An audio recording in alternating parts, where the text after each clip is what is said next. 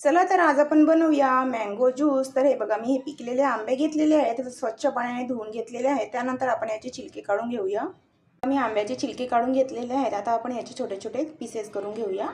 मी आंब्याचे असे छोटे छोटे तुकडे करून घेतलेले आहेत। आता यामध्ये आपण टाकूया थोडं पाणी आणि त्यानंतर हे बघा, थोडीशी विलायची टाकायची, थोडी साखर टाकायची आणि चिमूटभर यामध्ये आपण टाकूया मीठ। आता आपल्याला हे सर्व साहित्य मिक्सरमध्ये छान बारीक करून घ्यायचं आहे। तर हे बघा, मी मिक्सरमध्ये असं छान प्रकारे ज्यूस तयार केलेला आहे। तर थंडा थंडा ज्यूस तयार आहे। हे बघा, आंब्याचा ज्यूस जो आहे तयार आहे आणि वरून आपण थोडंसं गार्निशिंग करता आंब्याचे पीसेस जे आहेत वरून टाकूया। हे बघा, तुम्ही यावर आईस्क्रीम सुद्धा टाकू शकता।